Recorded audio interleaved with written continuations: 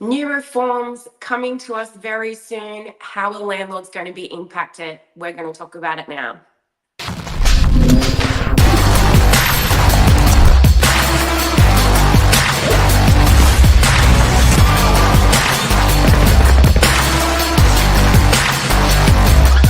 I'm the ringleader, so listen up.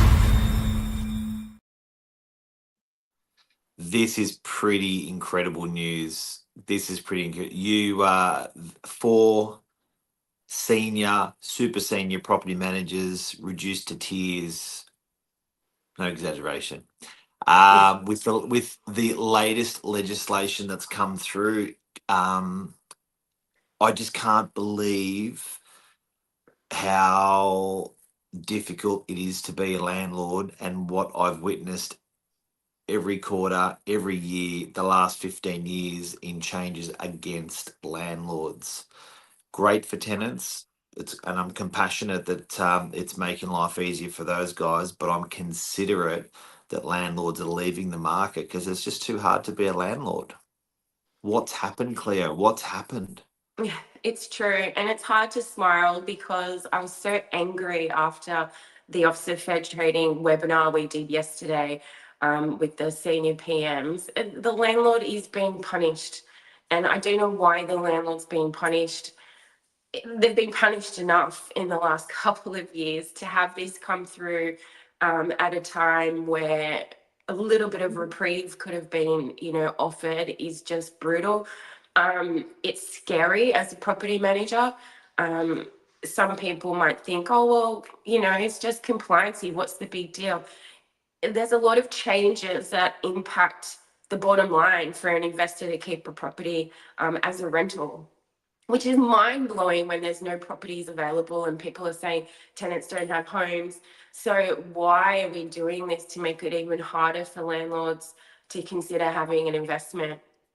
One of the key changes that I was furious about with these no grounds terminations being abolished, that was the only way a landlord could actually move a tenant along in a nice way without discriminating, without giving a reason. That's why it's called no grounds. Sometimes when you go to a shop and you put a jumper on and you don't like it, you want to take it back. And a consumer has the right to do that. Or With the you want to, tenancy, or you want to say we will come back later because you feel we'll so come bad. back. It feels Yes, so bad. we'll come back later.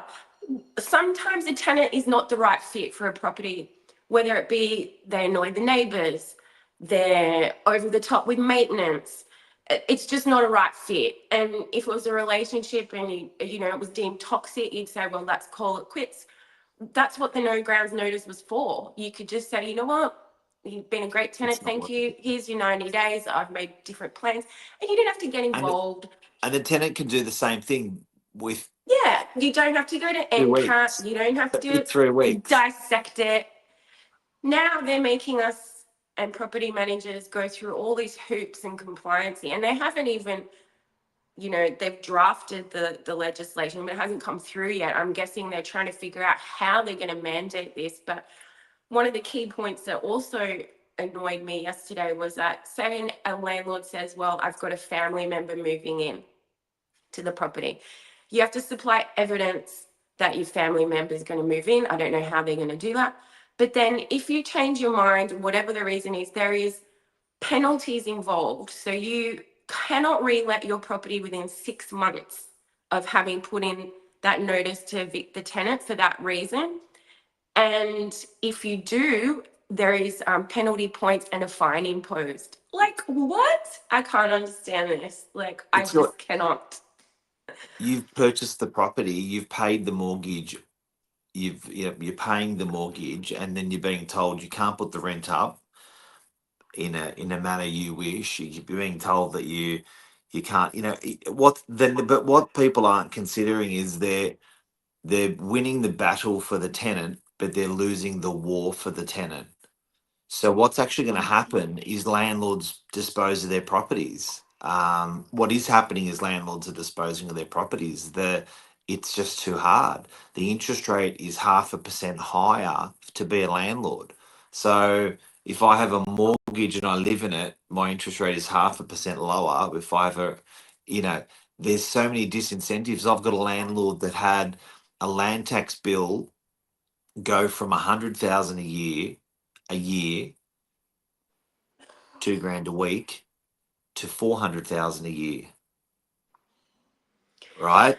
So it's and he's renting this property for $3,000 a week, and I'm thinking to myself, like, there's just no incentive. Like, why would you offer up a property if it's just really hard as a landlord? If your taxes are too high and your legislation is like constricted, I'm out. It's unfortunate, and like our title says, it feels like a punishment for the landlord. It's a punishment. To be fair, it's a punishment for the property manager as well. We've got so much more paperwork to do. And in this webinar, they said that you put your reason forward online to their website, and they can get back to you within 2 days with the answer.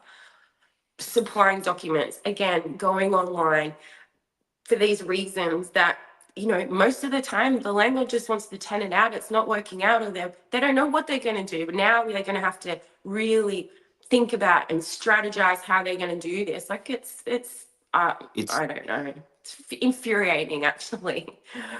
Yeah, The and other I one think was I the think I really feel strongly about that. It's choking out the landlord, and when that happens, it's harder for tenants in the marketplace. So it's great to introduce all this legislation in favour of tenants and out of favour of the landlord.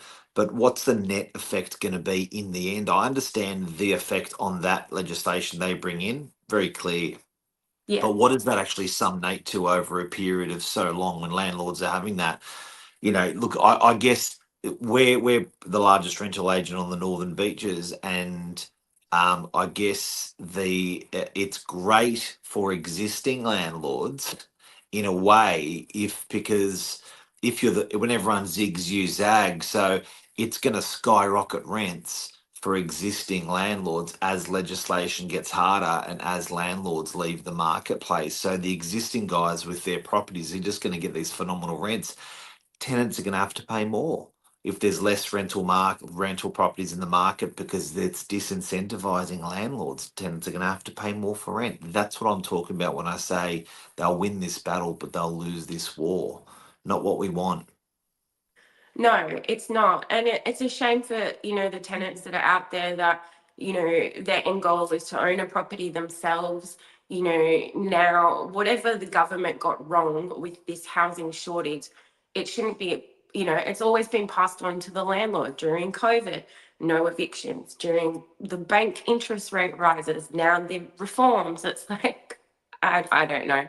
I'm glad I don't Oh, rent out my investment property. My dad lives in it, so yeah, otherwise, I think you know, probably for the same reasons, but I think I counted 18 things that have been again ruled against landlords financially over the last probably 10 years, 15 years. It's just it's unbelievable. I think the last incentive a landlord had offered and put on the table was negative gearing.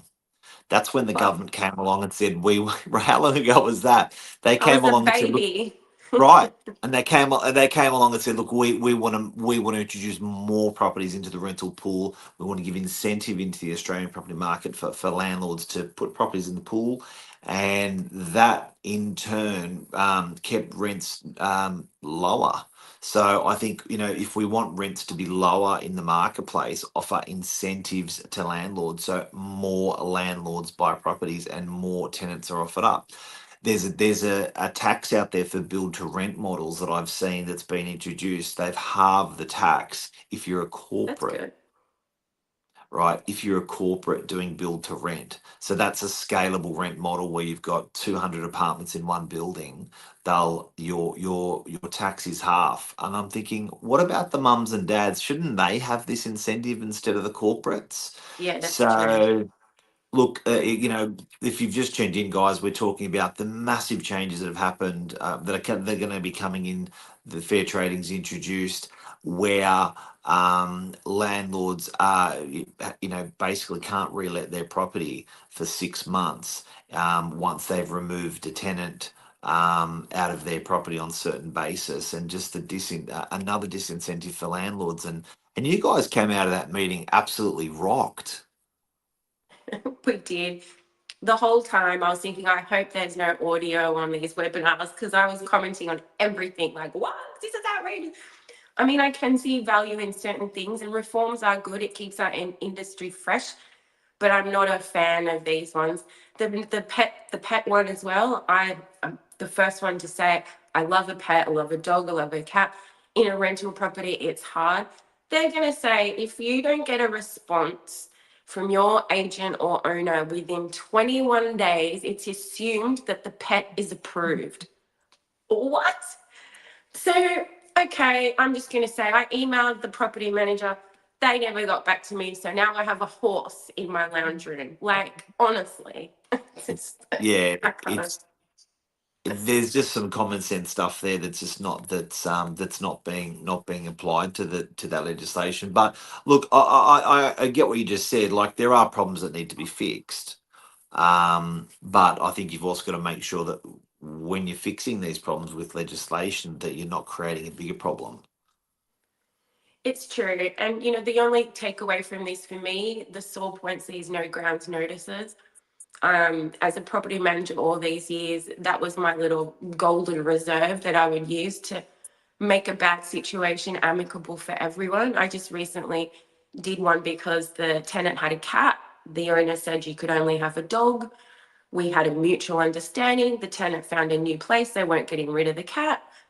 And it just was all beautiful. And the tenants moved out, new tenants gone in. The reason is that the owner's neighbor has a dog that's at home all day and he just bark all day because of the cat. So they didn't approve cats to begin with. But yeah, having this no grounds notice, the other option is what? Go to NCAT, issue a breach, follow up on the breach. That's 3 or 4 applications. The tenant gets to stay there with the cat. The owner gets no control over that whole process. And someone from NCAT can decide on this owner's property whether the tenant can stay, whether they are in breach or they're not in breach. I can't, I don't know. Yeah. I can, yeah, Well, well. It's going to happen. it is. It's And inevitable. it's inevitable. And just remember this: like, if these rents end up skyrocketing, people go, I don't understand why there's not more landlords in the marketplace or more rental properties. And it's yeah, it's and it's also a fine line. People choose to be professional tenants. They don't, and I think the government has a policy to get everyone into a property that they own, which is great. Um, but there are people that it just doesn't work for them, and we need rental properties in the marketplace for those guys. So it's I've seen what the rents have done in the last year. It's been reported in the media, which shocks me that rents are no longer going up. Like, talk about a bunch of crap. We're seeing the last 6 months, 3 months, 1 year, rents just continue to pound, pound, pound, increase on increase on increase. It's just that it's the marketplace in the northern beaches, so it's counterintuitive to what we're seeing in the media. Weird. It is. And, every conversation I have with a landlord at the moment is they say, is my property at market rent? And as soon as I go on it and I have a look, it's gone up by 50, 60, $80, depending on how many they've done over the, tenancy duration. But every property I look at the moment, when you go to CoreLogic or RP Data, it's usually the market is saying us with high confidence that the owner can have an increase and they want their increase because they didn't have it during COVID. They've had all these interest rates. They can only do one per year. They can't pivot and change. This is what's happening. It's a bloodbath. It's a bloodbath out here right now. Yeah. Well, that's just so much money. Like, for a tenant, I've seen these rental increases. We Huge. report them on our social media every time we do one, and I just think it's just like, I've been doing this for 30 years, and I've never seen these sorts of increases in the marketplace. I'm astonished by it, and I think the legislation's not helping it. No, you gave a tenant 150 or $100 rent increase back in my early days, you'd be an Oh, NCAT within that week. straight Excessive. away. Whereas now it's become normal. It's like, why? It's just, why? Because I'm telling you, landlords are leaving the marketplace. It's true. It's true. There's too much compliancy. It's good to be regulated, but too much compliancy, and some owners just aren't for it. I don't know. Yeah. No crystal ball.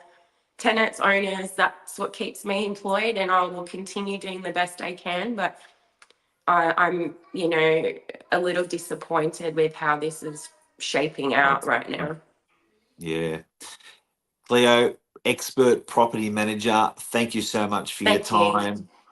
Have a good, long, hard think about what you wish for, guys and girls, when we're talking about this legislation against landlords for tenants. I think for tenants in the long run, it's not a good thing either. So we've got to just be really careful on this stuff when it comes in, and respectfully to both to all parties. Like, I think, yeah, we just got to make it better for everyone. I agree. Have a great day, everyone. Happy Thanks, Thursday. Sarah. Cheers. Bye. Bye.